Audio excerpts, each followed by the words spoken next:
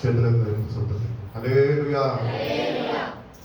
మీ అందరికీ ప్రభువైన యేసుక్రీస్తు నామములో నా హృదయపూర్వక వందనాలు తెలియజేస్తున్నాను. అసలు వాక్యంలోకి వెళ్ళి మనం పాట పాడుతున్నాం. మంచిగా అందరికి వచ్చిన పాటలు కదా, అందరు కలిసి పాడడం పాట పరమా జీవము నాకు నివా తిరిగి లేచెను నాతో నుండా. పరమా జీవము నాకు నివా తిరిగి లేచెను నాతో నుండా.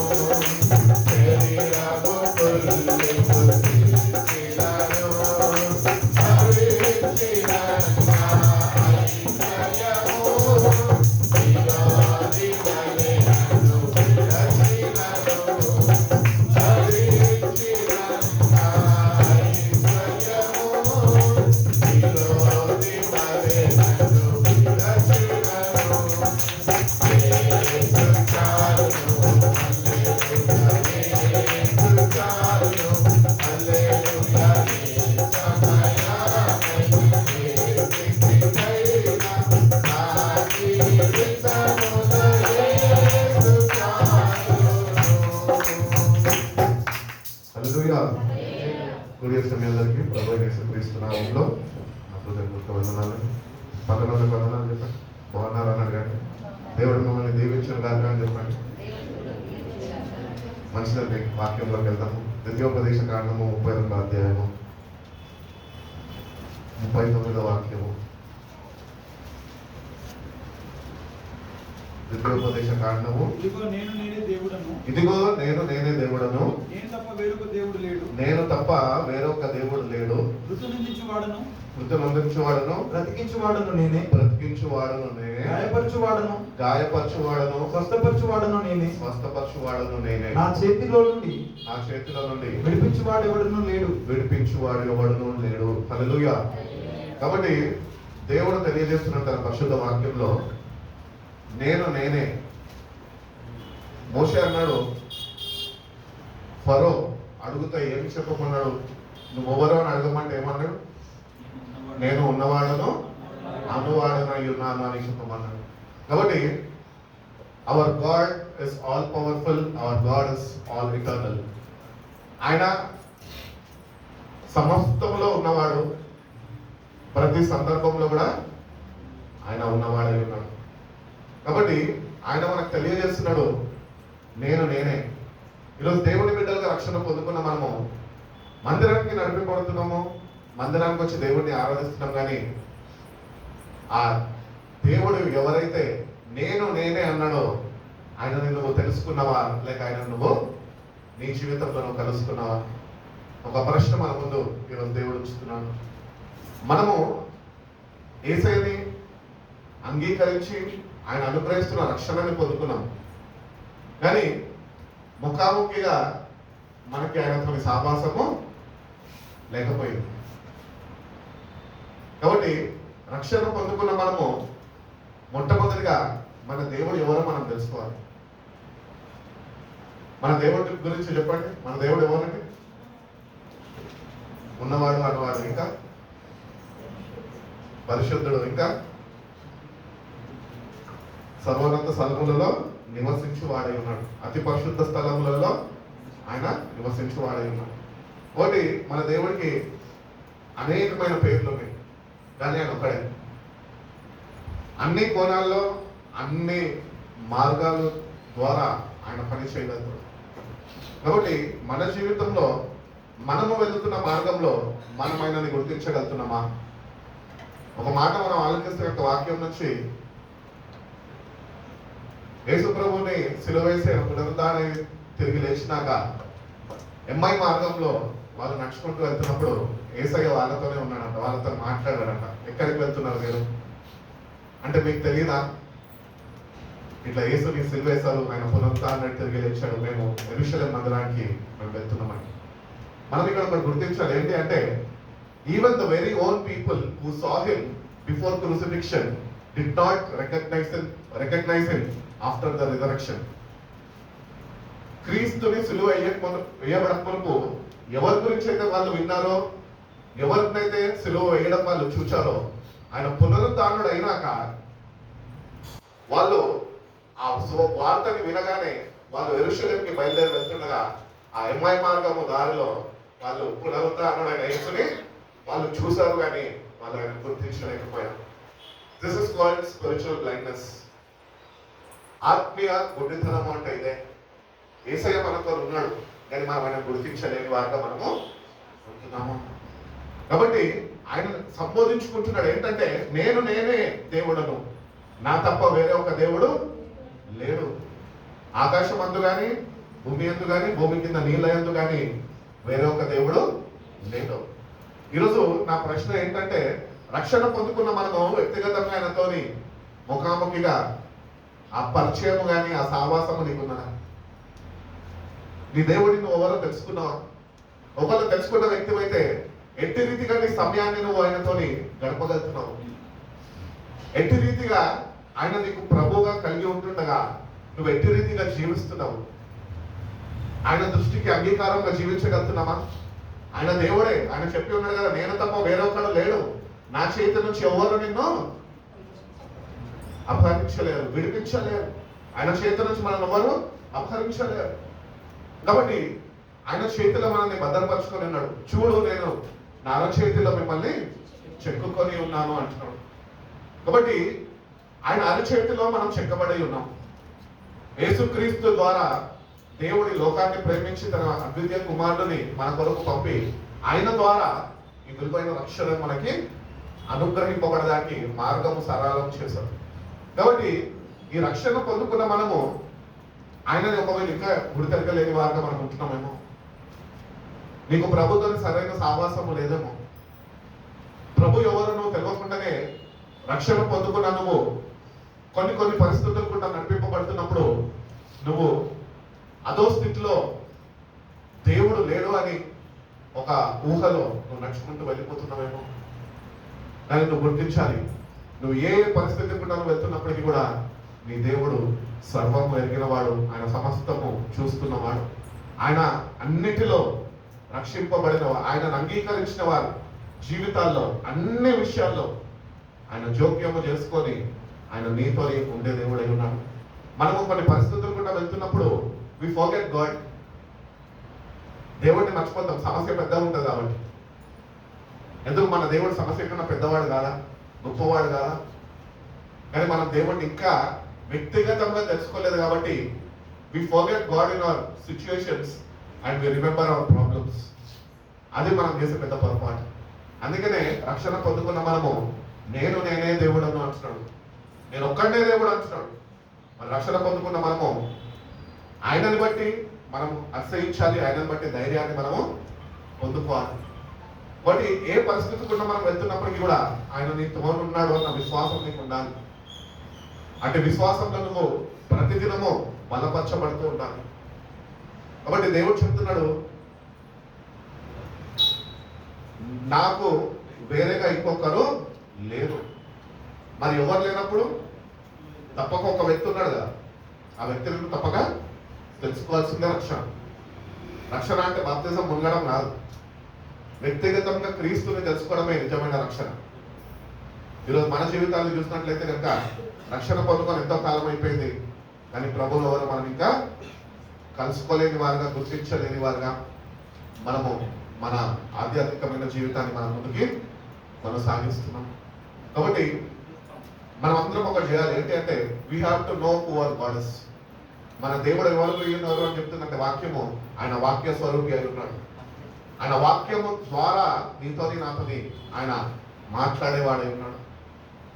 కాబట్టి ఈ మాట్లాడే దేవుడు అని ఆయనకి పేరు కూడా పెట్టబడ్డది. మాట్లాడే దేవుడు ఆయన. నువ్వు మాట్లాడితే ఆయన నీతో మాట్లాడతాడు. నువ్వు లోకస్తులతోనే మాట్లాడితే ఆయన నీతో మాట్లాడలేడు. కానీ నువ్వు ఆయనతో మాట్లాడడం నేర్చుకుంటే నువ్వు ఈ లోకంలో ఎవరితో మాట్లాడాలో, ఎవరితో మాట్లాడకూడదో ఆయన నీకు నేర్పించే దేవుడు అయి ఉంటున్నాడు. కాబట్టి first we have to recognize who our God is.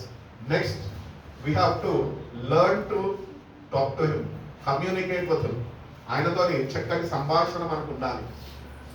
అట్టి రీతిగా మన జీవితాలు నడిపింపబడుతుంటే ఆయన సహవాసంలో మనమంట బలపరచబడతామంట. ఆయన సహవాసంలో మనము పురికొల్పబడతామంట. ఆయన సహవాసంలో మనం నిలిచి ఉంటే కనుక మనము ఫలిస్తామంట. ఆయన సహవాసము మనం కలిగి జీవిస్తే అంట మన జీవితాల ద్వారా తండ్రి యొక్క నామము మహిమపరచబడతామంట. హల్లెలూయా. కాబట్టి మన దేవుడు ఎవరో మనకు తెలియకుండా గుడ్డిగా వచ్చేసి ఆదివారం కదా అని ఆరాధించేసి వెళ్ళిపోతే అది నీకు ఏమాత్యము ప్రయోజనకరం కాదు, నిష్ప్రయోజనం అయిపోతుంది. కాబట్టి నీ దేవుడు ఎవరో తెలుసుకో, ఆయనను ఎందుకు ఆరాధించడానికి వస్తున్నావో తెలుసుకో, ఏమి ఆయన దగ్గర చెప్పడానికి వచ్చావో నువ్వు స్పష్టత కలిగి ఉండు. అంత మాత్రమే కాక ఆయన నీతో ఏమి మాట్లాడబోతున్నాడో అని సిద్ధపాటు మనసు కలిగి నువ్వు ఆయన సన్నిధికి రావాలి. అంత మాత్రమే కాక ఆయన మాట్లాడిన ప్రతి ఒక్క మాట నీ హృదయంలో నువ్వు భద్రపరుచుకొని ఆ మాటల చేత ఆ ఏమంటారు ప్రోత్సాహాన్ని మనం పొందుకొని మన ముందుకి నడిపింపబడే వారుగా మనం ఉండాలి. కాబట్టి ఎవ్రీ టైం చర్చ్కి వస్తున్నప్పుడు మన దేవుడు ఉన్నాడు అని మనం గుర్తిస్తున్నాం. దేవుడు ఆత్మ కనుక ఆయనను ఆరాధించేవారు ఆత్మతోనూ సత్యముతోనూ ఆరాధించాలి. ఆత్మ ఉంటే సత్యం లేకపోతే ఆరాధించలేము, సత్యం ఉండి ఆత్మ లేకపోతే ఆరాధించలేము. రెండు ఉండాలి అని దేవుడు చెప్తున్నాడు. కాబట్టి సత్యం అనగా నేనే మార్గము సత్యము జీవమై ఉన్నాను అని ప్రభు చెప్పాడు. కాబట్టి సత్యం అంటే ఈ లోకంలో ఏదైనా ఉంది అంటే అది దేవుని వాక్యమే. కొత్త నిబంధనకు వచ్చేస్తే కనుక పాత నిబంధన అంతా దేవుడు తను ఏర్పాటు చేసుకున్న సేవకుల ద్వారా, ప్రవక్తల ద్వారా ఆత్మ ఆవేశముతోని ఆయన పాత నిబంధన అంతా ఆయన నెరవేర్పులోనికి తీసుకురావడానికి ఆత్మతోనే ఆయన రాయించి ఉన్నాడు. కానీ కొత్త నిబంధనకు వచ్చేటప్పటికి యేసు ప్రభునే స్వయాన దేవాది దేవుడే శరీరధారి అయి కృపా సత్య సంపూర్ణుడిగా వాక్య స్వరూపిగా మన మధ్యలో ఆయన నివసించి ఉన్నాడు, నివాసము చేసి ఉన్నాడు. కాబట్టి యేసు ప్రభు ఎవరో కాదు, యేసు ప్రభు ఎవరంటే వాక్యమే. అందుకనే ప్రభు అంటాడు మత్తయి సువార్తలో, ఏమని అంటాడంటే, మనిషి రొట్టె వలె కాదు కానీ నా నోట దేవుడి నోట నుంచి వచ్చే ప్రతి మాట వల్ల వాడు జీవిస్తాడు అని. కాబట్టి the very word of God gives you life. ఇది నీకు జీవాన్ని ఇస్తుంది.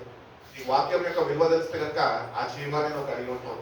నీకు వాక్యం విలువ తెలియదు కాబట్టి ఈరోజు ఆ జీవంని మనము ఇంకా రుచి చూడని వారుగా, పొందుకొని వారుగా, ఇంకా ఆయన ఎవరో మనము తెలుసుకొని వారుగా మనము నిరుత్సాహంలో నిస్పృహలో మనము చుట్టుపెట్టి ఆడుతున్నాము. కాబట్టి నేనే అంటున్నాడు కాబట్టి మనం ఆయన ఎవరో మనం తెలుసుకోవాలి. It is your responsibility to know him. ఎవరో పాస్టర్ గారు ప్రసంగం చేస్తే నువ్వు తెలుసుకోవడం కాదు దేవుణ్ణి.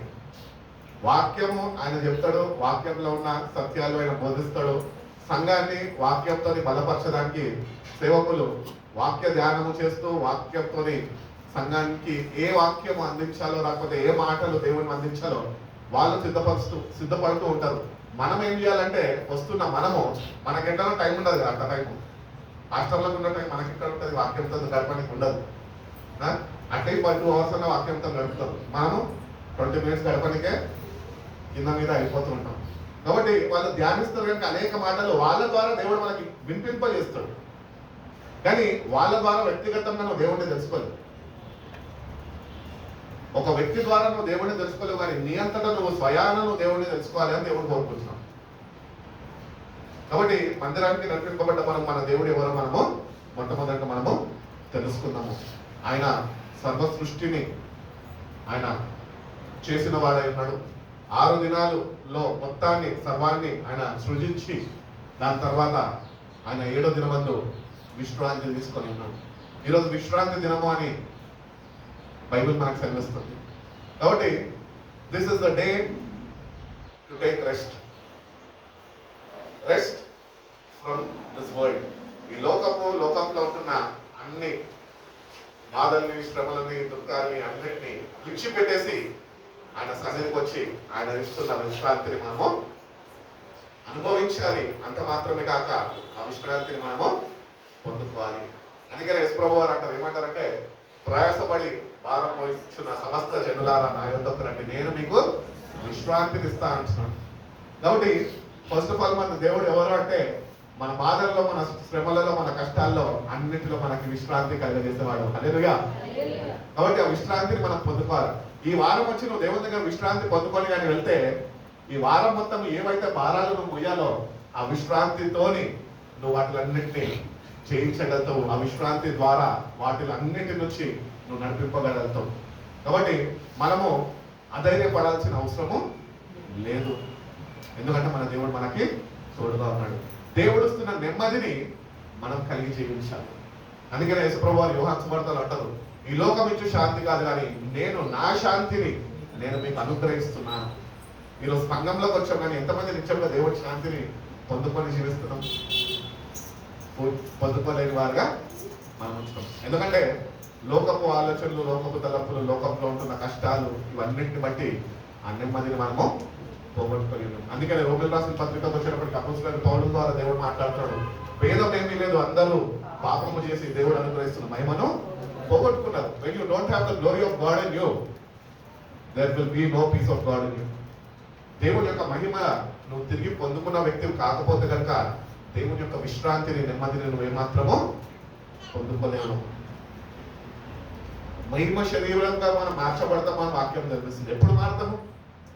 వాక్యము మనలో ఇమిడినప్పుడు, ఆ వాక్యమందు మనం నిలిచి ఉన్నప్పుడు, ఆ సత్య మార్గంలో మనము నడిపింపబడుతున్నప్పుడు మనం కూడా పోగొట్టుకున్న మహిమను తిరిగి మళ్ళీ పొందుకునే కృపను దేవుడు అనుగ్రహిస్తాను అంటున్నాడు. కాబట్టి మన దేవుడు మనకి విశ్రాంతి ఇచ్చేవాడు. కాబట్టి ఆ విశ్రాంతిని మనం పొందుకోవాలి. నువ్వు ఎంత డబ్బు నువ్వు చెల్లించి కూడా విశ్రాంతి కొరకు నువ్వు ఏ దేశానికి వెళ్ళినా, ఇతరుల దేశాలకు వెళ్ళినా కూడా అక్కడ వెళ్ళి ఒక 15-20 days ఉండగలుగుతావు. అంతేగాని నీకు ఆ పీస్ ఆఫ్ మైండ్ అనేది ఎవరు నీకు డబ్బు ద్వారా కానీ దేని ద్వారా కానీ నీకు అనుగ్రహింపబడదు. ఏదో ఒక కష్టం నీ జీవితంలో నువ్వు ఎదుర్కోవాల్సిందే. కానీ నువ్వు దేవుడిని కలుసుకుంటే కనుక, దేవుడిని నువ్వు కలిగి జీవిస్తే కనుక ఈ లోకంలో ఉంటున్న బాధలు శ్రమలు అన్నింటి నుంచి ఆయన నీకు విశ్రాంతిని ఇస్తాడు. 6 దినాల్లో టెన్షన్ పడక్కర్లేదు. 7వ దినం విశ్రాంతి పొందుకుంటే ఆ నెమ్మదే నీకు 6 దినాలు కాపుదలగా నీకు నడిపిస్తుంది అంటున్నాడు. కాబట్టి మన దేవుడి దగ్గరికి మనం ఎందుకు నడిపింపబడుతున్నాం అంటే ఈ లోకము శాశ్వతం కాదు అని గుర్తించాలి. లోకంలో ఉన్నవారు శాశ్వతం కాదని గుర్తించాలి. ఈ లోకంలో ఉన్నవేవి శాశ్వతం కాదు అని గుర్తించాలి. కానీ శాశ్వతమైన దేవుని దగ్గరకు వచ్చి మనము ఆయన అనుగ్రహిస్తున్న నెమ్మదిని ఆయన దగ్గర నుంచి మనము పొందుకోవాలి. ఆయనకు ఇష్టమైన వారికే భూమి మీద సమాధానము అని యెషయా గ్రంథకర్త చెప్తున్నాడు. ఆయనకు ఇష్టమైన వారికి భూమి మీద సమాధానం అంట. మీరు సమాధానం లేదు, కుటుంబంలో లేదు, భార్య భర్తల మధ్యలో లేదు, తల్లిదండ్రుల మధ్యలో, పిల్లల మధ్యలో లేదు, సంఘంలో లేదు, సావాసంలో లేదు, ఆఫీస్లో లేదు, రోడ్డు మీద లేదు. మరి ఎక్కడ ఉంది? సమాధానం లేకుండా రక్షణ పొందుకున్న మనం జీవిస్తున్నామే, అసలు రక్షణ బాటలో ఉన్నామా అని ఒక ప్రశ్న నాకు మెదులుతూ ఉంటుంది. అందుకని దేవుడు ఇస్తున్న సమాధానాన్ని మనం కాపాడుకోవాలి. నేను నా శాంతిని నేను మీకు ఇస్తున్నాను. You have to receive it from God and you have to protect that peace of God in your life. అందుకనే పత్రికలో భక్తుడు అంటాడు, సమస్త జ్ఞానంకు మించిన దేవుని సమాధానము మీ హృదయానికి కావాలి ఉండునుగాక అంటున్నాడు. అది మనకు లేకపోతే రక్షణ లేనట్టే. దేవునితో మనం సమాధాన పడకపోతే మనం పొందుకున్న రక్షణకి విలువ లేదు. దేవునితో సమాధాన పడాలి ప్రతిదినము. ఎందుకంటే మనకు తెలిసి తెలియక ఎన్నో పాపాలు తోని మనము కూడుకుపోయి ఆ పాతాల్లో మన మార్గంలో మనము ఈడ్చుకొని ఈడవబడుతున్నాం. మనకు తెలియకుండానే మనం అనుకుంటున్నాం రక్షణ పొందుకున్నా కదా, మందిరానికి వెళ్తున్నా కదా, బాగానే ఉన్నాను కదా, నేను చనిపోతే పరలోక రాజ్యానికి వెళ్ళిపోతా కదా అనుకుంటున్నాం. కానీ ఈ లోకంలో అపవాది ద్వారా కలుగజేస్తున్న కొన్ని కుయుక్తుల ద్వారా, కొన్ని కష్టాల ద్వారా, కొన్ని బాధల ద్వారా ఏమైపోతున్నామంటే దేవుడు ఇస్తున్న నెమ్మదిని మనం కోల్పోతున్నాం. అంటే దేవునితోని తెగింపు అనేది మనము కలుగజేసుకుంటున్నాం. లోకంలో ఉన్న వాటిని బట్టి మనం ఎక్కువ వరి అయిపోతూ మనం ఏం చేస్తున్నామంటే దేవుడు ఇస్తున్న నెమ్మదిని, ఆయనతో సమాధానాన్ని మనము కోల్పోతున్నాం, పోగొట్టేసుకుంటున్నాం. నేను ఒకటి చెప్పగలుగుతా, నువ్వు ఎంత భక్తి చేసినా కూడా దేవునితో సమాధానం అనేది లేకపోతే కనుక నీ భక్తి మొత్తం వృధానే. కాబట్టి మన భక్తి వృధా కాకుండా ఉండాలి అంటే, దేవుని శక్తితో నింపబడాలి అంటే కనుక మొట్టమొదటిగా ఆయన ఇస్తున్న నెమ్మదిని మనం పొందుకోవాలా. పొందుకున్న మనము మన జీవితాన్ని వాక్యంతో సరిచూసుకొని ఆయనతో సమాధాన పడాలి. సమాధాన పడడం అంటే ఇంగ్లీష్లో ఏమంటారు, కాంప్రమైజ్ అవ్వాలి. ప్రభా, నీ ప్రేమను నేను రుచి చూచాయా, నీ రక్షణ నేను పొందుకున్నాయా, కానీ కుక్క తన వాంతి తిరిగి వెళ్ళినట్లే నేను లోకంలోకి వెళ్ళిపోతున్న ప్రభా, నన్ను దయతో క్షమించు, నన్ను మళ్ళా చేర్చుకో అయ్యా, మళ్ళా నేను పోగొట్టుకున్న మహిమను తిరిగి నాకు అనుగ్రహించు ప్రభా అని దేవునితోని కాంప్రమైజ్ అయిపోవాలి. దేవునితోని సమాధానం పడితేనే దేవుడిస్తున్న నెమ్మది జీవితంలో ఉంటుంది. కాబట్టి దేవుడు ఇస్తున్న నెమ్మది ఈ లోకంలో నీకు ఎవ్వరు ఇవ్వలేరు. నువ్వు ఎంత డబ్బు చెల్లించి కూడా నీకు ఎక్కడ దొరకదు. కాబట్టి ఆయన సన్నిధికి వస్తున్నాము. ఆయన సన్నిధికి వస్తున్న మనము దేని నిమిత్తం వస్తున్నాము. నిన్న కూడా ఒకటే చెప్పినాను వాక్యంలో. ఏం చెప్పినంటే, ఆశీర్వాదాల కొరకు మందిరానికి రావద్దు. ఎందుకంటే ఒకవేళ దేవుడు నేను ఆశీర్వాదాలు కావాలా, లేకపోతే నా 2వ రాకడలో స్థానము నీకు కావాలంటే మనం ఎన్ని రకాలు మనం తెలుసా? ప్రభు ఫస్ట్ ఆశీర్వదించిన తర్వాత నేను వస్తాను అని చెప్పే రకాలం మనం లేదండి. ఆశీర్వాదాల కొరకు దేవుడి దగ్గరికి రావద్దు. ఆయన అతి త్వరగా రాబోతున్నాడు. ఇదిగో నేను త్వరగా వస్తున్నాను అన్నాడు. ఆయన రాబోతుండగా మన జీవితాన్ని మన వాక్యంతో సరిచూసుకొని ఎంతపడే సంఘంలో మనం ఉండేవారుగా మనము ఒక నిశ్చయత కలిగి ఉండాలి. You have to have a guarantee that you will be caught up with the Lord in his second coming. ఆయన పరిశుద్ధ రాకడలో, రహస్య రాకడలో నువ్వు ఎంత పడతావు అన్న ఆ నిరీక్షణ నీలో ఉండాలి. ఏ క్షణమైనా రాబోతున్నాడు. ఈరోజు ప్రశ్న ఏంటంటే, ఆర్ వి ప్రిపేర్? సిద్ధపాటు ఉందా మనకి? లేదు. రెజ్యూమ్ ఇచ్చాను, ఇంటర్వ్యూ కాల్ వస్తుంది, దాని గురించి వెయిట్ చేస్తున్నాను. ఆన్లైన్లో ప్రొఫైల్ పెట్టాను, మ్యాచెస్ వస్తాయేమో అని చెప్పి దాని గురించి వెయిట్ చేస్తున్నాను. కాల్ వచ్చింది, ఇంకొక కాల్ రావాలి, హెచ్ఆర్ కాల్. మన కోసం వెయిట్ చేస్తున్నాం, అన్నిటి గురించి వెయిట్ చేస్తున్నాం, మంచిదే కాదంటాయి. కానీ ప్రభు రాకడ కొరకు నువ్వు వెయిట్ చేస్తున్నావు. అతి విశ్వాసమేనా నువ్వు? బైబిల్ చెప్తున్నది, లోకము దాని ఆశలు గతించుకుంటే కానీ దేవుని చిత్తం నెరవేర్చేవాడు మాత్రమే నిరంతరము జీవిస్తున్నారు అని.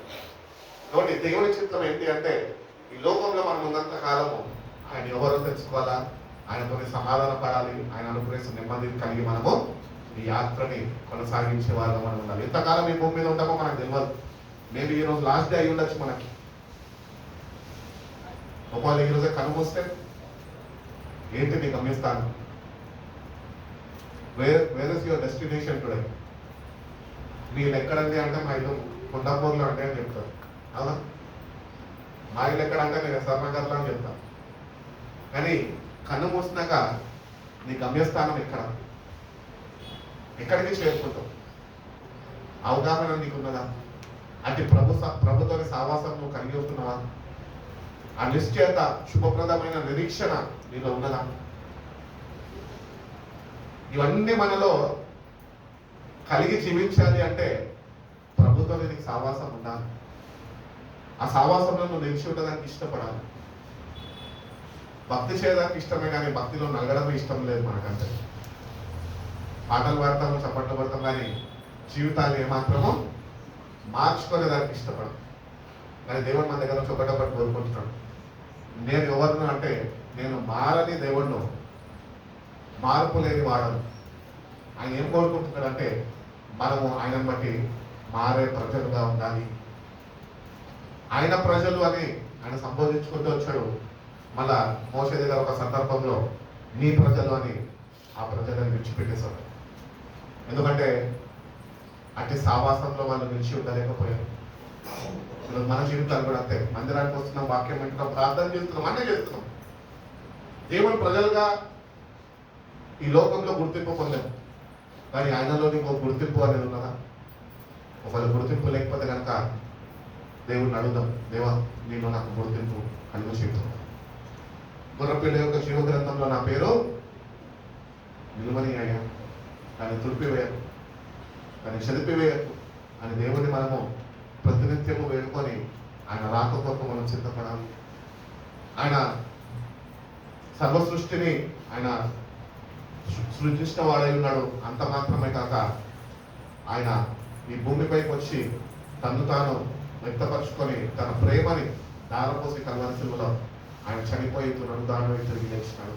అదే దేవుడు మనకు చెప్తున్నాడు, ఇదిగో నేను త్వరగా రాబోతున్నాను, ఎవరైనా క్రియలు చొప్పున వారికి నేను జీతం ఇవ్వడానికి రాబోతున్నాను. కాబట్టి ఆయన వస్తాడు. ఎట్టి రీతిగా ఆయన ఈ భూమిపైకి వస్తాడు, జన్మిస్తాడని ప్రవచన వాకు ప్రవచించబడ్డదో ఆ ప్రవచనాలన్నీ నెరవేర్పు ఆధారాలు ఈ కొత్త నిబంధన. మత్తయి, మార్కు, లూకా, యోహాను. దాని తర్వాత ఈ శిష్యులు అపోస్తుల కార్యాలు ప్రారంభించారు. అవును, ఎవరి గురించి అయితే మేము విన్నామో, మా పూర్వీకులు ఎవరి గురించి అయితే విన్నారో ఆయన కొరకు మేము వేచి ఉన్నాము, ఆయనని మేము చూసి ఉన్నాము. ఆయన ఎంత మేము విశ్వసించి ఉన్నామో, ఆయన పాపాలు క్షమిస్తాడు అని మేము నమ్మి ఉన్నాము. ఆయన మాకు చెప్పినట్లు మేము మేడగదిలో వేచి ఉన్నాము. ఆయన అనుగ్రహిస్తున్న శక్తిని మేము పొందుకున్నాము. శక్తిని పొందుకున్నామేమో ఈ లోకంలోకి వెళ్ళి ఈ లోకాన్ని తల్లక్రిందలు చేసి ఆయన తప్ప వేరే ఒక దేవుడు అని లేని, వేరే దేవుడు అంటూ లేడు అని మేము ప్రకటించాము. మేమే ఆయనకి శిష్యులము అని వాళ్ళని వాళ్ళు ప్రెజెంట్ చేసుకున్నాం. ఈరోజు అదే రక్షణ సువార్త నేడు మన జీవితాల్లో మనకి అందింపబడ్డది. ఆ రక్షణ సువార్తతో మనం ఏం చేస్తున్నాం? వాళ్ళు నమ్మిన వారు, నమ్మదగిన వారు కాబట్టి వాళ్ళకి దేవుడు అప్పగించాడు. దేవుని మాటకి విధేయత చూపారు కనుక దేవుని శక్తిని పొందుకున్నారు, ఆత్మ అభిషేకాన్ని పొందుకున్నారు. లోకంలోకి వెళ్ళి దేవుడు వాళ్ళని ఏర్పరచుకున్న ఏర్పాటుని వాళ్ళు గుర్తించి వాళ్ళు దేవుని కొరకు వాడబడ్డారు. వాళ్ళ ప్రాణాలు సైతం వాళ్ళు ప్రభు నామము కొరకు వాళ్ళు దారపోసి ఉన్నారు. ఈరోజు రక్షణ పొందుకున్న మనము ఈరోజు రక్షణ స్వార్థతో ఏమి చేస్తున్నాం? నువ్వు రక్షింపబడితే సరిపోతుందా? నీ భర్త కొద్దా రక్షణ, నీ భార్య కొద్దా, నీ పిల్లలు కొద్దా? నువ్వు ఒక్కరు రక్షింపబడితే అది రక్షణ కాదు. నీ ద్వారా నీ కుటుంబం మొత్తము రక్షింపబడాలి. లూదియా చూడండి బైబిల్లో, ఆమె విన్నది, విని వెళ్ళి సాక్ష్యము చెప్పింది. సాక్ష్యము ద్వారా గ్రామం మొత్తాన్ని ఆమె రక్షించుకుంది. ఈరోజు రక్షింపబడ్డ మనము ఒక్కరినైనా రక్షించగలుగుతున్నాం? రక్షించలేని వారిగానే మనం మిగిలిపోతున్నాం. పొందుకున్న రక్షణనే పోగొట్టుకునే వారిగా మనం ఉంటున్నాం. కాబట్టి కొద్దిగా జాగ్రత్త వహించి దేవుడి రక్షణ సువార్తని ఎందుకు మనకు అందించాడో ఒక చక్కటి అవగాహన కలిగి ఆ రక్షణ సువార్తని నీ మీద భారంగా ఆయన ఉంచి ఉన్నాడు కనుక ఆ భారాన్ని బాధ్యత కలిగి నువ్వు మోసేవాడుగా ఉండగలిగితే, ఆయన అప్పగించిన పనిని నువ్వు తుదముట్టించగలిగితే తప్పక దేవుడు తన రాజ్యంలో నీకు స్థానము ఆయన సిద్ధపరుస్తాడు. రక్షణ పొందుకున్నా నువ్వు మౌనంగా ఉంటే తండ్రి ఎదుట ఆయన ఒప్పుకోడు, నాకు ఎవరో తెలియదు అంటాడు. అందుకనే ఈరోజు దేవుని బిడ్డలుగా రక్షణ పొందుకున్న మనం క్రిస్టియన్స్ అని పిలువబడుతున్నాం అంతే, కానీ మన జీవితాల్లో క్రీస్తు లేడు. అదొకటి గుర్తించాలి. మనం క్రీస్తు యొక్క మనస్సును మీరు ధరింపజేసుకోండి అని భక్తులు చెప్తున్నాడు. ఎట్లా వస్తుందైనా మనసు మనకి? వాక్య ధ్యానము ద్వారా నీ జీవితాన్ని నువ్వు వాక్యము ద్వారా సరిచూసుకొని దాన్ని సరి చేసుకుంటే ఆయన మనసు మనకు వస్తుంది. క్రీస్తు యొక్క స్వరూపంలోనికి మేము మార్చబడాలి అంటున్నాడు భక్తుడు. ఎప్పుడు మార్చబడతాము? ఇట్లనే ఉంటాం దెయ్యాల. మార్పు అనేది మనకి కలగదు. కాబట్టి రక్షణ పొందుకున్న మనము ఆ రక్షణ సువార్త ఫస్ట్ నిన్ను మారుస్తే నువ్వు అనేకుల్ని మార్చగలుగుతావు. నువ్వే మారకపోతే నువ్వు ఎంతమందికి నువ్వు బోధించినా, ఎంతమందికి దేవుని గురించి చెప్పినా వాళ్ళు వినేవారుగానే ఉంటారు, కానీ నీలో క్రీస్తుని వాళ్ళు గుర్తించలేని వారు వాళ్ళు మిగిలిపోతారు. నీలో క్రీస్తుని వాళ్ళు గుర్తించలేదు కాబట్టే వాళ్ళు కూడా విశ్వసించరు. వాళ్ళు నీ వలే రక్షణ పొందుకున్న నీ వలే వాళ్ళతో సహా నువ్వు కూడా నశించిపోతావు. కాబట్టి దేవుడిచ్చిన రక్షణని మనం కొనసాగించాలి.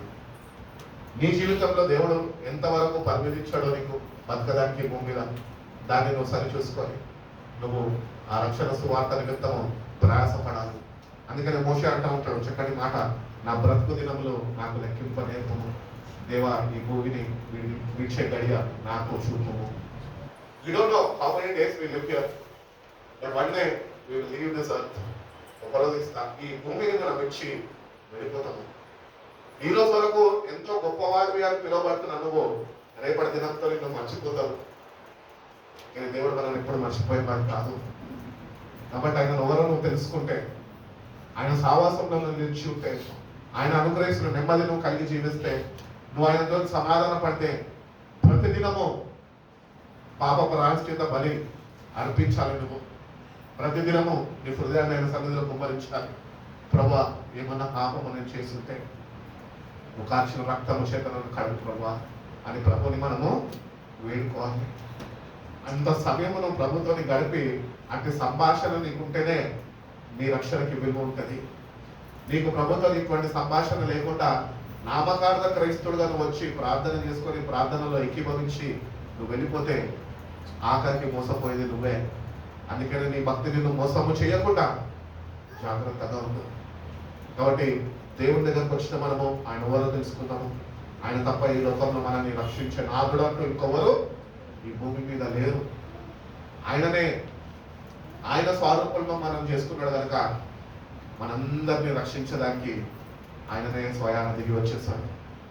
ఉన్నత స్థానం అని ఎంచక, దేవుళ్ళని సమానం అని ఎంచక, ఆయన దీనుడుగా దరిద్రుడుగా నీ కొరకు నా కొరకు మనల్ని రక్షించడానికి తను రిక్తులుగా మార్చుకున్నాడు. ఈరోజు ఆయన సమస్తాన్ని విడిచిపెట్టాడు.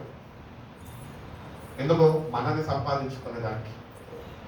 ఈరోజు మనం ఆయన సంపాదించుకోవడానికి ఏమేమి విడిచిపెట్టగలుగుతారో ఆలోచించండి. ఆయన భూ సంబంధమైనవన్నీ విడిచిపెట్టలే. ఆయనకుంటున్న మహిమైశ్వర్యము, బంగారు వీధులు, సింహాసనము కూడా విడిచిపెట్టేశాడు నీ కొరకే, నా కొరకే. ఈరోజు ప్రభు కొరకు మనం ఏం విడిచిపెట్టగలుగుతున్నాం? ప్రభు ఏమైతే విడిచిపెట్టమంటున్నాడో అన్నాడో విడిచిపెట్టగలుగుతున్నామా? లేదండి, వదలేకపోతున్నాం. నువ్వు వాటిని వదిలితేనే నువ్వు ప్రభుని మళ్ళీ తిరిగి ఆ సావాసం నువ్వు పొందుకోగలుగుతావు, ఆ సావాసంలో నిలిచి ఉండగలుగుతావు. లేదు నాకు లోకము కావాలా, దేవుడు కావాలి అంటే కనుక ఆ భక్తి నిన్ను మోసం చేస్తుంది. కొన్ని మోసపోకూడి దేవుడు వెక్కిరింపబడేవాడు దేవుడు వాక్యం చదివిస్తుంది. కాబట్టి ఆయన ఎవరో మనం తెలుసుకొని ఆయన చేతిలో నుంచి మనల్ని ఏదియో అపహరించలేదు. కాబట్టి ఆయన చేతిలో మనం భద్రపరచబడి ఉన్నాము. మీరు విలువ పెట్టి కొనబడ్డవారు అంటున్నాడు. ఆయన స్వరక్తము ఇచ్చి పరిశుద్ధ యవ్వన రక్తాన్ని నీ కొరకు నా కొరకు సిలువలో దారిపోసి నా యందు విశ్వసించిన వాడు చనిపోయినను వాడు బ్రతుకును అని ఆయన మాటలు మనకి తెలియపరుచున్నాడు. కాబట్టి వాక్యాన్ని చదువుతుండగా దేవుని మాటల ద్వారా మనము ప్రోత్సాహింపబడాలి. ఆ ప్రోత్సాహము ఆత్మ ద్వారా మనకి అనుగ్రహింపబడాలి. అదే రీతిగా మన ప్రభులో వాక్యంలో మన జీవితాలు స్థిరపరచబడాలి అని దేవుడు ఎంతగానో ఆశిస్తున్నాడు.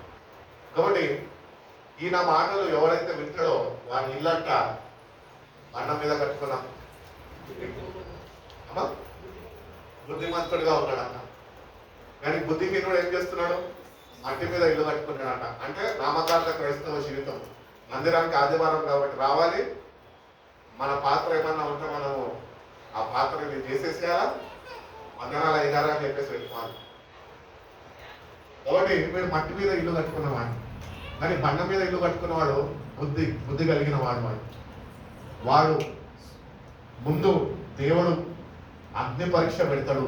ఆ పరీక్షలో అందరినీ ఆయన పరీక్షిస్తాడు. కొంతమంది వెలగలిగిన రాళ్లతో కడతారంట, కొయ్య కర్రతో కడతారంట, ఇంకా మళ్ళీ ఇంకొకటి గడ్డితోని, వాళ్ళు వెలగల రాళ్లతోని కొయ్య కర్రతోని గడ్డితోని కడతారంట. ఆ అగ్ని పరీక్ష అనగా దేవుని ఎదుట మనం ఒక రోజు నిలబడినప్పుడు దేంతోనైతే నీ జీవితం కట్టబడ్డదో అగ్ని పరీక్షిస్తుందంట. వాక్యం అదే చెప్తుంది. కాబట్టి దేవుడు మనల్ని ఎట్లా పరీక్షిస్తాడంటే ఆ దినమున అగ్నితోని పరీక్షిస్తాడంట. అగ్నిని నువ్వు తట్టుకోవాలి. అగ్నిని మనం ఎప్పుడు తట్టుకుంటామంటే ఆ పరిశుద్ధాత్మ అగ్ని అభిషేకం మనలో ఉన్నప్పుడే అగ్ని పరీక్షని మనము ఎదుర్కోగలుగుతాం, దాన్ని దాటగలుగుతాం. కాబట్టి భూమి మీద ఉన్నప్పుడే నీ జీవితం దేని మీద కట్టబడుతున్నది? ఈరోజు దేని మీద కట్టబడి ఉన్నావు అనుకుంటున్నావు? నువ్వు నిజంగా బండ మీద కట్టబడి ఉన్నావా? ఆ బండ క్రీస్తే అని వాక్యం చెప్తుంది. కాబట్టి ఆ బండ మీద మనం ఈరోజు కట్టబడాలి.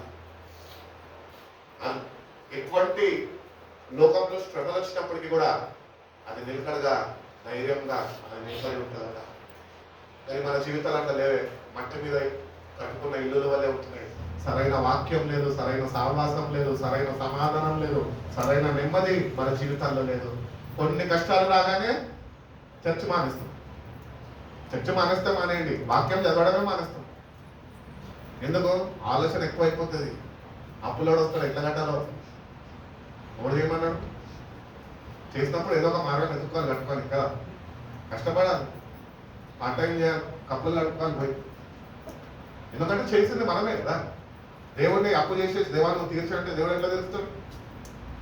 కాబట్టి ఇంక బుద్ధి లేని వారందరూ ఇంటి రీతిగా ఆలోచించుకుంటూ ఇదే భక్తానికి ముందుకు కొనసాగిపోతున్నాం. కానీ మనం అట్టి వారిగా మనం ఉండకూడదు. కానీ మనం ఏదైతే చేసామో దాని ప్రకారం మనం కష్టపడి మన అప్పులు మనం తీర్చేసుకోవాలా. అట్టి రీతిగానే ఎన్ని కష్టాలు వస్తున్నప్పటికీ నా దేవుడు నాకు తోడుగా ఉన్నాడు, నేను ఎక్కడ కదర్చబడను, నన్ను సిగ్గుపడనియాడు నా దేవుడు. నేను అప్పుల పాలైపోయి ఉన్నానా, నేను కష్టాల పాల్లో ఉన్నానా, అయినప్పటికీ నా దేవుడు ఎంత నేను విశ్వసించగలక అన్ని వైపు నుంచి మార్గాలు సహాయం లేకుండా ముయ్యబడ్డాయా, ఆయనే మార్గం అని ఆయననే దిగి వస్తాడు మన దేవుడు అటువంటి వాడు. కాబట్టి అట్టి సావాసం నీకు కావాలి, అట్టి ప్రోత్సాహం నీలో ఉండాలి. అది ఎప్పుడు అంటే మనం వాక్యంతో గడిపినప్పుడు. కాబట్టి ఈ వాక్యము మనకు జీవింపజేస్తుంది, ఈ వాక్యం మనకు నెమ్మదిని కలుగజేస్తుంది. ఈ వాక్యము తప్ప ఈ లోకంలో వేరే సావాసాలు, వేరే స్నేహాలన్నీ వ్యర్థమే. అందుకని వాక్య సావాసము మనము ప్రతినిత్యము మనం కలిగి జీవించే వారిగా మనం ఉండాలి అంటున్నాడు. హోషేయ గ్రంథం 6వ అధ్యాయం 1వ వాక్యం ఒకసారి చదువు.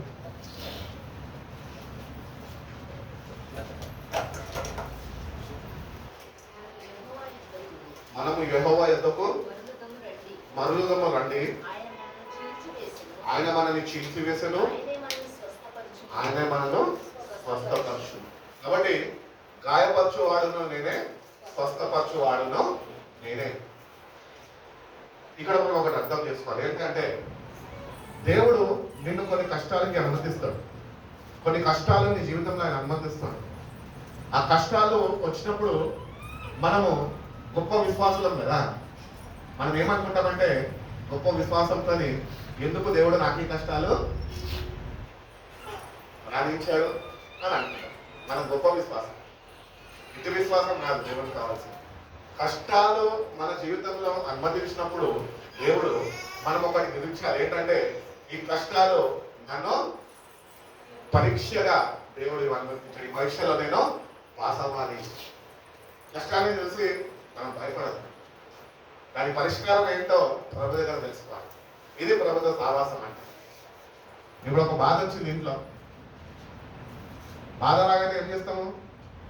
ఫోన్ తీస్తాం, బావగారికో అక్కగారికో ఫోన్ చేస్తాం, అక్క ఇది పరిస్థితి బాగాలేదు అసలు పరిస్థితి అని. దానికన్నా ముందు దేవునికి చెప్పావా? చెప్తాము, మన భక్తులపై చెప్తాం. ఎట్లా చెప్తాము? ప్రభు ఈ కష్టాల నుంచి నన్ను గట్టెక్కి అయ్యా. మా అక్కకి ఫోన్ చేస్తున్న దానికి మంచి మనసు కలిగి ఒక 50,000 నాకు సహాయం చేసి కృపను అనుగ్రహించుకోవాలి. దేవుడికి ఒక సలహా ఇచ్చేసి దేవుడి వైపు మా అందరికీ చూసే వారుగా అంటేనే కదా. అది కష్టాలు వచ్చినప్పుడు, బాధలు వచ్చినప్పుడు, శ్రమలు వచ్చినప్పుడు ప్రభా ఇవెందు నిమిత్తమై అయితే వచ్చాయో, నా విధేయత బట్టో, లేకపోతే నువ్వు నన్ను పరీక్షిస్తున్నదో వచ్చాను, వీటిలో నేను ఎట్టి రీతిగా మార్గం వెతుక్కొని వాటిని నేను తప్పించుకొని ముందుకి నడిపిపోబడాలో నువ్వు నాకు తెలియపరచగా అని నువ్వు ప్రభు పాదాల దగ్గర వేసి నేను ప్రార్థన చేయడమే దేవుడితో సహవాసం. ఒకటి, every problem has a solution and the solution is Jesus Christ. ఆయన ఒక్కడే. ఈ లోకంలో మనుషులకు ఎన్నో క్వశ్చన్స్ ఉంటాయి, కానీ అన్ని క్వశ్చన్స్కి ఆన్సర్ మన ప్రభునే. అది మర్చిపోతుంది మనం ఎక్కడ. ఆన్సర్స్ నీకు కావాలి అంటే నీ ప్రాబ్లమ్స్లో నీ ప్రభు ఎవరో నువ్వు ఎదిగి ఉండాలి. ఎంఐ మార్గం నుంచి ఎంఐ మార్గం కూడా ఎందుకంటే మీకు జ్ఞాపకం చేశాను, వాళ్ళు గుర్తించలేకపోయారు. ఈరోజు మన స్థితి కూడా అటువంటి స్థితిగతిలో మనం పడిపోయి ఉన్నామేమో. ప్రభు మన మధ్యలో ఉన్నాడు కానీ ఆయన గుర్తించలేని వారిగా మనం ఉంటున్నాం. అదొకరి డిఫరెన్స్ మనకి. అది గుర్తించు ప్రభుని. నీతోనే ఉన్నాడు, నీతోనే నాతోనే మనందరితోనే మాట్లాడుతున్నాడు. ఆత్మస్వరూపిగా ఆయన సంచరిస్తున్నాడు. అందుకనే ప్రభు అన్నాడు, ఎక్కడ 2-3 నా నామంలో కూడి ఉంటారు వాళ్ళ మధ్యలో నేను ఉంటాను. పరలోక రాజ్యం ఎక్కడ ఉన్నది? అది మీ మధ్యలోనే ఉన్నది అన్నాడు. అంటే ప్రభు ఇక్కడ ఉన్నట్ట లేనట్ట? ఆయన గుర్తించే వారందరం అది గుర్తిస్తాం, అందరం గుర్తిస్తాం ప్రభుని. ప్రభుని గుర్తించాలంటే ఈ లోకం మొత్తం విడిచిపెట్టాలి. అదొకటే సూత్రం బైబిల్ చెప్తుంది. నీకు ప్రభు కావాలా, లోకం కావాలంటే నాకు ప్రభుయే కావాలి అని ప్రభుని అందుకునే వారిగా మనం ఉండాలి. అందుకని అపవాది అయిన సాతాను మన యేసయ్య అరణ్యంలోనికి ఆయన శోధకుడు ద్వారా శోధింపబడడానికి అరణ్యంలోకి కొనిపోబడగా ఆయన వచ్చి అంటున్నాడు, దేవుడి కుమారుడు వేరు, ఒక్కసారి నాకు సాగిలవాడు, ఇక ఇవంతా ఈ లోకంలో ఉంటున్నా అన్నీ నేను మీకు ఇచ్చేస్తాను అంటున్నాడు. నీ దేవుడు అయిన యెహోవా తప్ప ఇంకొకరికి నువ్వు సాగిలపడద్దు అని చెప్పి ఎదురించాడు. అది సత్యవాక్యం. ఆ సత్యవాక్యము నీలో నిలిచి ఉంటే నువ్వు ఈ లోకంలో దేన్నైనా ఎదురించగలుగుతావు. ఆ సత్యవాక్యం నీలో లేకపోతే వాడు నిన్ను భయపెడతాడు, కృంగదీస్తాడు. నువ్వు కృంగిపోయి దేవుని సావాసం నుంచి దూరం అయిపోతుండగా వాడు సంతోషపడుతూ ఉంటాడు. కాబట్టి అపవాదికి అవకాశము కలగజేయద్దు. వాడిని మనము పసిగట్టి వాడు మన జీవితాలకు ఎంతరైతుండగా వాడిని ఎల్లగొట్టే సత్యవాక్యంతో నింపబడిపోవాలి. ఆ వాక్యం మీ దగ్గర ఉంటే వాడి దగ్గరికి రాలేదు. ఎందుకంటే భక్తుడు చెప్తున్నాడు పత్రికల్లో, వాక్యం అంట మన ఆత్మకు అర్థమై ఉన్నదంట. సర్వాంగ కవచము ధరింపజేసుకోండి అంటున్నాడు. దేవుడి సర్వాంగ కవచం, దేవుడు అనుగ్రహిస్తున్న సర్వాంగ కవచము మనం ధరింపజేసుకోవాలి. ఎఫెసీయులకు రాసిన పత్రికలో ఉన్నది కదా, shield of faith, shield of righteousness. Also చూడండి ఎఫెసీయులకు రాసిన పత్రిక 6వ అధ్యాయము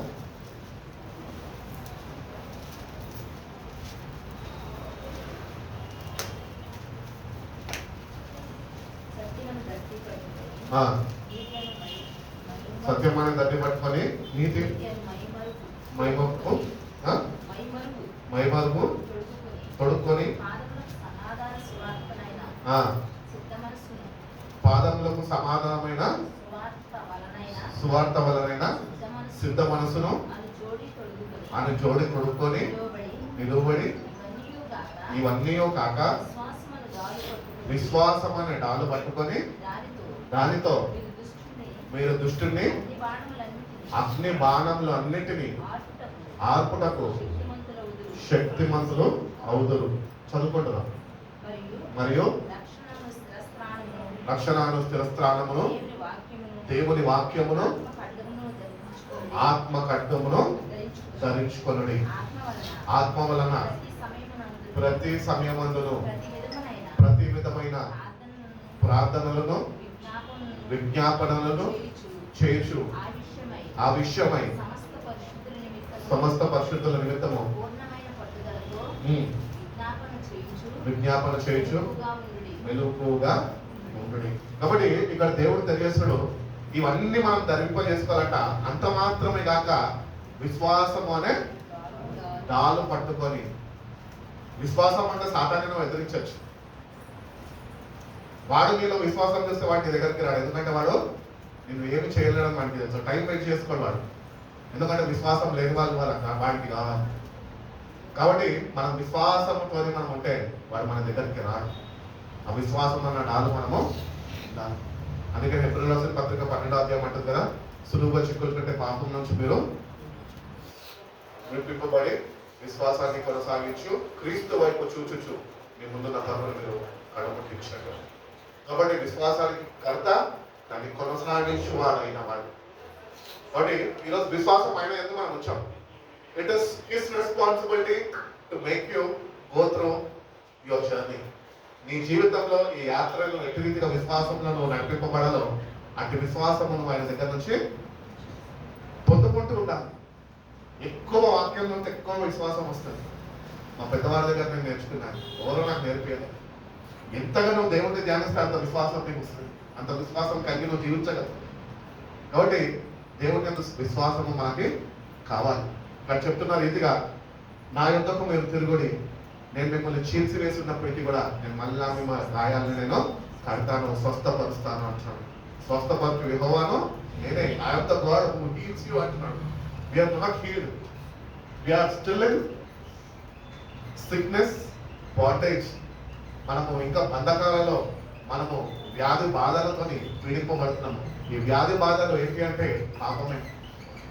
ఈ పాపము మన మీద ఏలుబాటు చేస్తున్నంత వరకు దేవుడు మనం కట్టలేడు. కానీ ఎప్పుడైతే మనం నిజంగా ఆయన వైపు తిరిగి ప్రభా ఈ పాపం నుంచి నేను విడుదల పొందుకోవాలయ్యా అని ఆయన వైపు తిరగలుగుతావు, అప్పుడు ఆయన చేత తీసుకొని ఆ పాపం నీలో నుంచి ఆయన రక్తాల చేత కడిగేసి నేను స్వస్థపరుస్తాను. స్వస్థపరచబడడం అంటే దేవుని రక్తముతో నీకు కట్టు కడతాను. ఆ రక్తముతో నిన్ను ఆయన నడిపినాక ఆ పరిశుద్ధాత్మ దేవుడు నీలో నివసించడానికి ఇష్టపడతాడు. ఆ పరిశుద్ధాత్మ దేవుడు నీలో నివసిస్తే విశ్వాసంతో అవుతావు. విశ్వాసంతో నువ్వు నింపబడతావు. గొప్ప విశ్వాసంలోనికి మనం నడిపింపబడాలని దేవుని యొక్క చిత్తమైంది. ఆవగింజంత విశ్వాసం అంటే చాలా ఉన్నాడు శిష్యులకు. ఈరోజు మనలో అదన్నా ఉన్నదా? అది కూడా లేదు. మనం ఎప్పుడు విశ్వాసంలో ఎదుగుదాం. ప్రతినిత్యము ఒక క్రైస్తులో ఒక గుర్తిస్తాం ఏంటి అంటే, వాక్యం చదువుతున్నప్పుడు ప్రార్థన చేస్తున్నప్పుడు నీకు ఆయనలో గ్రోత్ ఉన్నదా? ఒక కంపెనీలో పనిచేస్తావు, జాబ్ 1 year చేస్తావు, 1 year అయినాక హైక్ ఇస్తావు. దాని తర్వాత 2 years మంచి పర్ఫార్మెన్స్ ఉంటే బోనస్ ఇస్తారు. దాని తర్వాత కొద్దిగా సీనియర్ పోస్ట్ ఇస్తారు. దాని తర్వాత ఎదుగుదల అనేది నీకు ఉంటుంది కంపెనీలో. 30,000 నుంచి 60,000, 60,000 నుంచి 90,000, 90,000 నుంచి 1,20,000, 1,20,000 నుంచి 3 లక్షల వరకు. ఆ కంపెనీలో నీకు ఎదుగుదల లేకపోతే నువ్వు ఆ కంపెనీలో ఉండవు, ఇంకొక కంపెనీ ఎత్తుక్కుంటావు. అవునా? ఎందుకు ఇన్ని సంవత్సరాలు పనిచేసి నాకు ఈ కంపెనీలో విలువ లేదు అని చెప్పి ఎంతమంది బాధపడడంలో లేకపోలేదు. అందరు ఎదుగుదల చూస్తారు. అటు రీతిగా క్రైస్తుడు వాక్యం చదువుతున్నారంటే సరిపోదు, ప్రార్థన చేస్తున్నారంటే సరిపోదు. ఆయనలో నీకు ఎదుగుదల కావాలి. ఆయనలో ఎదుగుతున్నావా? లేకపోతే ఎక్కడ చేసిన గొంగల్లాగా అక్కడ ఉన్నావా? నామకార్థ క్రైస్తవ జీవితము విడిచిపెట్టేసి నేటికన్నా నిత్యంగా ఆయన వైపు తిరిగి ప్రభా నన్ను స్వస్థపరచు, ప్రభా నన్ను బాగు చేయి అని దేవుడిని మనం అడిగితే దేవుడు తప్పక మనని బాగు చేస్తాను అని ఆయన చెప్పుచున్నాను. కాబట్టి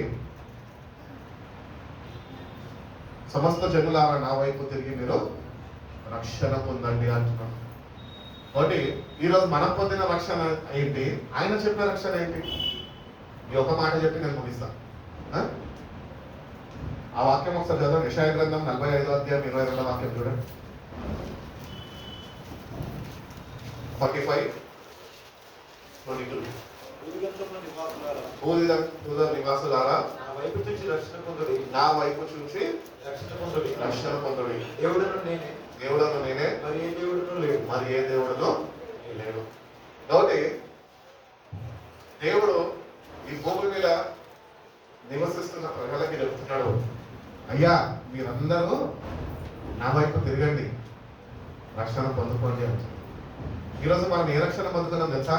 ఈ లోకపరమైన రక్షణ పొందుతున్నాం అంతే, కానీ ఆయన ఇస్తున్న రక్షణను ఇంకా పొందుకోలేని వారుగా మనం వచ్చాం. అందుకనే దేవుడు తన వాక్యంలో తెలియజేస్తున్నాడు, నా వైపు తిరిగి రక్షణ పొందుకోండి. అనగా సత్య మార్గంలో గుర్తెరిగి సత్యాన్ని తెలుసుకున్న మనము ఆ సత్యాన్ని అనుసరించి నడుచుకోవాలి. ఆ సత్య మార్గంలో మనము మన యాత్రని కొనసాగించాలి అని దేవుడు ఎంతగానో ఆశిస్తున్నాడు. కాబట్టి మనకుంటున్న రక్షణ ఎటువంటిదంటే ఇది భూ సంబంధమైనది. మనుషుల కొరకు ఒక గుర్తింపు పొందుకున్నది, కానీ దేవుడు అనుగ్రహిస్తున్న రక్షణను మనం పొందుకోవాలని ఆయన ఎంతగానో ఆశిస్తున్నాడు. అట్టి రీతిగా అట్టి రక్షణని మనం కూడా పొందుకొని జీవించే ఈ జీవితంలో కూడా ప్రభు ద్వారా అనుగ్రహింపబడిన రక్షణను మనం నిజంగా కలిగి జీవించాలి అంటే కనుక నువ్వు లోకాన్ని విడిచిపెట్టి ఆయన వైపు తిరిగేవాడిగా నువ్వు ఉండాలి. మనం పాత నిబంధనలు చూసుకుంటే దేవుడు అనేకుల్ని ఆశీర్వదించాడు. ఎప్పుడు ఆశీర్వదించాడు? వాళ్ళు సమస్తాన్ని విడిచిపెట్టినప్పుడు ఆశీర్వదించాడు. ఈరోజు మనం సమస్తాన్ని పట్టుకొని ఉన్నాము, దేవుని దగ్గరకు వచ్చి మనకు ఆశీర్వాదాలు కావాలి అని అడుగు. దేవుడు ఒకటి తెలియజేస్తుంది, ఏంటంటే విడిచిపెట్టి అన్నింటినీ విడిచిపెట్టి రాను. ఈ ప్రాబ్లమ్స్ ఏవైతే ఉన్నాయో అన్ని వదిలే. నాకు తెలుసు దేవునికి చాలా మంది ప్రత్యేకంగా దేవునికి వచ్చి వాళ్ళ బాధలు వ్యక్తపరుస్తూ ఆయన తెలియవా? నువ్వు ఏ పరిస్థితులు కూడా వెళ్తున్నావు, నీ హెల్త్ కండిషన్ ఆయనకు తెలియదా? నీకు ఎప్పుడు గుడ్డ 82లో పట్టుకుంటుందో, ఎప్పుడు 84లో పట్టుకుంటుందో, ఎప్పుడు 92కి చేరుకుంటుందో, దొంగతనం చేసినప్పుడు 100 పట్టుకుంటుందో ఆయనకు తెలియదా? తెలుసు. కానీ నువ్వు ఈరోజు దేనికి రావాలి తెలుసా? ప్రభా ఈ లోకం కాదయ్యా నాకు కావాల్సింది, నాకు కావాల్సింది నువ్వు అనుగ్రహిస్తున్న రక్షణ, నువ్వు అనుగ్రహిస్తున్న సమాధానం, నువ్వు అనుగ్రహిస్తున్న నెమ్మది కొరకు నేను నీ వైపు తిరుగుతున్నాయా అని ఆయన వైపు ఈరోజు తిరగగలిగితే కనుక దేవుడు ఇస్తున్న రక్షణ ఆనందాన్ని నువ్వు పొందుకొని జీవించగలుగుతావు. ఆ రక్షణ ఆనందాన్ని నువ్వు పొందుకొని జీవించగలిగితే ప్రభు యొక్క సహవాసం నుంచి ఉండగలుగుతావు. వాక్యము చేత విశ్వాసాన్ని పెంపొందించుకుంటూ ఉంటావు. అదే రీతిగానే ఆత్మ చేత నువ్వు ప్రేరేపింపబడుతూ ఉంటావు. వాక్యాన్ని ఇంకా లోతుల్లోనికి నువ్వు చదివేవాడిగా దేవుడు నిన్ను నడిపిస్తాడు. అంత మాత్రమే కాక అదే పరిశుద్ధాత్మదేవుడు వాక్యముతోని మన జీవితాన్ని ఆయన ఉదక స్నానం చేసి ఆయన పరిశుద్ధ రాకడ కొరకు, ఆయన ప్రత్యక్షమయ్యే గడియ కొరకు ఆయన మనని సిద్ధపరుస్తాడు. దేవుడి కృప మనందరికీ అనుగ్రహించి మనం బలపరిచి నడిపించిన దాకా కలుమోస్తున్నాం. చిన్న ప్రార్థన చేస్తాం. పరిశుద్ధుడా, ప్రేమ కలిగిన యేసయ్యా, గొప్ప తండ్రి నాయన, మమ్మల్ని మీరు ఎంతగానో ప్రేమించి ప్రభా, గత మాసం అంతటినైనా మీరు మమ్మల్ని కాశీ కాపాడి ప్రభా, ఈ నూతన మాసంలో మొదటి పునరుద్ధాన దినంలో ప్రభా, ఈ మొదటి ఆరాధనలో ఇక నీటిగా కూడుకొని ప్రభా, ఈ పరిశుద్ధ నామంలో స్తుతించే గొప్ప భాగ్యాన్ని, ధన్యకరమైన జీవితాన్ని నైనా మీరు మాకు అనుగ్రహించిన విధానంలో మీకు స్తోత్రాలు ప్రభా. అవును ప్రభా, నీ ప్రజలుగా పిలువబడుతున్నాం మేము ప్రభా, ఇంకా నేను మేము గుర్తెరిగి లేమేమో ప్రభా, నీతో వ్యక్తిగత సావాసం లేని వారిగా మేము ఉంటున్నాం మేము ప్రభా. వాక్యాన్ని సరిగ్గా చదవక ప్రభా, వాక్యము గురించి సరైన అవగాహన లేకుండా ప్రభా, మేము ఇంకా నామకారణ భక్తి మేము చేసుకుంటూ ముందు కొనసాగుతున్నామేమో ప్రభా. మమ్మల్ని ఇంకొకసారి మేము జ్ఞాపకం చేసుకునే ప్రభా, మీ సత్యవాక్యము అయినా మీరు మాకు వినిపింపజేస్తుండగా ప్రభా, ఆ సత్యవాక్యాన్ని మేము గుర్తెరిగి ప్రభా, ఆ సత్య మార్గంలోనైనా ఆ సత్యవాక్యాన్ని బట్టినైనా మా జీవితాన్ని, మా పాదాలను స్థిరపరచుకొని కృపను మీరు మాకు దయచేయండి ప్రభా. అసత్యాన్ని నేను మాలో నుంచి కొట్టివేయండి ప్రభా. ఈ సత్యవాక్యమునైనా మాలో జీవింపచేయండి. మీరు మాకు తోడుగా ఉండినైనా మమ్మల్ని బలపరచండి ప్రభా. మీరు తప్పనైనా వేరొక దేవుడు లేరంటు ప్రభా, మానవులైనా రక్షించడానికి మీరు తప్ప ఎవరు లేరు కనుకనైనా మీ యొద్దకు మేము వచ్చి ఉన్నాం ప్రభా. మీరు ఆశిస్తున్న రీతిగా ప్రభా, నీ వైపు మమ్మల్ని తిరగమంచిన కనుకనైనా నీ వైపు మేము తిరిగి ఉంటుండగా ప్రభా, మా బాధలలోనైనా ఈ లోకాన్ని, మా సమస్యలను, మా కష్టాలన్నింటినీ విడిచిపెట్టి ప్రభా, నిన్ను మేము చేరుకోదానికి వచ్చి ఉన్నాం ప్రభా. ఒక్కసారి మీరు మమ్మల్ని జ్ఞాపకం చేసుకోండి. వచ్చిన మమ్మల్ని నైనా మీరు చేరదీసుకోండి ప్రభా. వచ్చిన మమ్మల్ని నైనా మీరు ఆదరించండి. మీ ఆదరణనైనా మేము పొందుకోని ప్రభా, మీరు అనుగ్రహిస్తున్న నెమ్మదిని మేము కలిగి జీవించే కృపను మాకు దయచేయండి ప్రభా. దేని గురించినైనా ఈ లోకంలో మేము చింతించక ప్రభా, కేవలం ప్రభా నిన్ను బట్టినైనా మేము అనుసరిస్తూ సంతోషిస్తున్నైనా మాకుంటున్న మా దినాలనైనా మేము కొనసాగించుకునే కృపను మాకు దయచేయండి ప్రభా. మమ్మల్ని మీరు ఎంతగానో ప్రేమించారు ప్రభా. మా కొరకు మళ్ళీ తిరిగి రాబోతున్నగా ప్రభా, రారాజుగానైనా నేను ఎదుర్కొని వారుగా ప్రభా తగిన సిద్ధపాటునైనా మా అందరికీ మీరు అనుగ్రహించండి ప్రభా. ప్రభా మీరు మమ్మల్ని రక్షించకపోతే మేము రక్షింపబడలేము ప్రభా. మేము పొందుకున్న రక్షణ మమ్మల్ని రక్షించదయ్యా. మీ అందులైన సంపూర్ణ విశ్వాసము కలిగి ఉంటేనే ప్రభా మేము రక్షింపబడతాం. తగినైనా అటు విశ్వాసంనైనా మాకు అందరికీనైనా మీరు అనుగ్రహించండి. మా విశ్వాసాన్నినైనా మీరు అధికపరచండి ప్రభా, పెంపొందించండి. ఈ వాక్యాన్ని చదివి వాక్యాన్ని ధ్యానిస్తూ ప్రభా వాక్యము చేత వెలుగుతోనే నింపబడే కృపను మా ప్రతి ఒక్కరికి మీరు దయచేయండి. మీరు మమ్మల్ని ఎంతగానో ప్రేమించి ప్రభా మీ ప్రాణాన్ని నైనా కల్వరి శిల్పలో దారపోసారయ్యా. నీ ప్రేమని నేను వెల్లడపరిచారు ప్రభా. ఆ ప్రేమని గుర్తెరిగిన ప్రజలుగా ప్రభా ఆ ప్రేమలో నిలిచి ఉండే కృపను మాకు దయచేయండి. ఆ ప్రేమ కలిగినైనా మేము మా సహోదరులతో మేము జీవించే కృపను మాకు దయచేయండి ప్రభా. నిన్ను నేను ఈ లోకంలో మేము చూపించేవారుగా ప్రభా, నీ ప్రేమని చాటి చెప్పేవారుగా ప్రభా అటు రీతిగా మా జీవితాన్ని మేము మార్చుకునే కృపను మాకు దయచేయండి. ఈ సత్యవాక్యమందునైనా మమ్మల్ని స్థిరపరచండి ప్రభా. ఈ వాక్యమందున మమ్మల్ని ప్రతిష్ఠింప చేయమని అడుగుతున్నాం. ఈ వాక్యమే సత్యము అని విశ్వసిస్తున్నాను ప్రభా. ఆ సత్యవాక్యాన్ని ప్రేమిస్తూ ప్రభా నీ రాకడ కొరకులైనా ఆసక్తితో ఎదురు చూసేవారుగా ప్రభా, నీకు రాకడ కొరకు కనిపెట్టుకునే బిడ్డలను మా ప్రతి ఒక్కరినైనా మేము జ్ఞాపకం చేసుకోమని అడుగుతున్నాం. అటు సిద్ధపాటు మా ప్రతి ఒక్కరికి మేము దయచేయండి. మీ రొట్టెని శరీరాన్ని ద్రాక్షరసాన్ని మేము మీ శరీరాన్ని రక్తాన్ని మేము తాగబోతున్నాం ప్రభా. నువ్వు చేసిన త్యాగాన్ని నేను తలపోసుకొని ప్రభా, నువ్వు ఇచ్చిన రక్షణను బట్టి కృతజ్ఞతలే ప్రభా. కృతజ్ఞత భావంతో నీ సహవాసంలో నిలిచి ఉండే కృపను ఆ ప్రతి ఒక్కరికి మేము దయచేస్తున్నాము. వచ్చిన ప్రతి ఒక్క బిడ్డను బట్టి నీకు వందనాలు చేస్తున్నాం. నాలుగు బిడ్డలు ఏమైనా జ్ఞాపకం చేస్తాం. వాళ్ళు గడుపుతున్నప్పటికీ ఏం చేస్తున్నప్పటికీ అన్ని అర్థాల్లోనైనా బిడ్డలు మేము ధర్మపరచాలి. నిశ్చితమైతే నేను మరొకసారి రీతిగా మేము అందరం కలుసుకొని ప్రభా మీ పరిశుద్ధ నామాన్ని స్తుతించుకుని భాగ్యము మా ప్రతి ఒక్కరికి మేము దయచేస్తున్నాము. నిన్న వాక్యాన్ని నీరు కట్టి ఫలింపు చేయండి. ఈ పరిశుద్ధ నామంలో ఈ ప్రార్థనని వైపు వచ్చిన పరమ తండ్రి ఆమేన్. అందరూ